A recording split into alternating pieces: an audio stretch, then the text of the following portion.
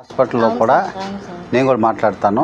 మనోడు డీటెయిల్స్ తీసుకుంటారు. అక్కడ దినేష్ అని ఉంటాడు, ఆయనతో మాట్లాడి మళ్ళీ మీరు వెళ్ళేటప్పుడు ఎప్పుడో కోఆర్డినేట్ చేస్తే వాళ్ళు వచ్చి ఇంకొద్దిగా జాగ్రత్త చూడమని డాక్టర్స్ నాకు ఫోన్ కలుపుతారు.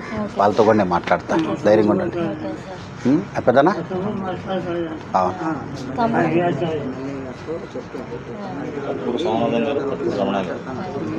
ఒక ఇంటి పేరే. అందరికీ నమస్కారం. మీ అందరికీ తెలుసు సోమనాథం అన్నగారు, తట్టుకూరి సోమనాథం అన్న అందరికీ సుపరిచితుడు. పార్టీ కోసం కష్టపడ్డాడు, పార్టీ కోసం నిలబడ్డాడు. కూటమి రావాలి, చంద్రబాబుని ముఖ్యమంత్రిగా చూడాలి అని జెండా పట్టుకు తిరిగాడు.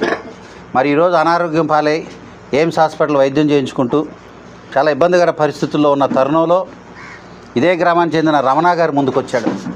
చంద్రబాబు గారి P4 ద్వారా స్ఫూర్తి పొందాడు. నేను ఎందుకు ఈ కుటుంబానికి సాయం చేయకూడదని ముందుకొచ్చి ఈరోజు 10,000 రూపాయల సహాయం P4 ద్వారా ఆ కుటుంబానికి సోమనాథం గారిని అందించడానికి ముందుకొచ్చాం. 10,000 రూపాయల సహాయం చేస్తున్నాం. కుటుంబానికి అండగా ఉంటాం. చంద్రబాబు గారు చేపట్టిన ఈ P4 ఎన్నో జీవితాల్లో వెలుగు నింపుతుంది, ఎన్నో ప్రాణాలను కాపాడుతుంది.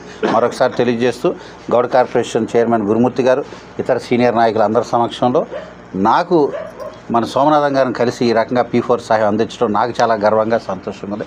ధైర్యంగా ఉండండి నాన్నగారు, అధైర్యపడొద్దు. హాస్పిటల్లో డాక్టర్లతో కూడా మాట్లాడదాం. కూర్చోబెద్దనా, నువ్వు కూర్చోబెట్టుకో రామ్మా, మరి ముందుకు రా. నువ్వు సార్ గోపాలకృష్ణ గారండి. అదే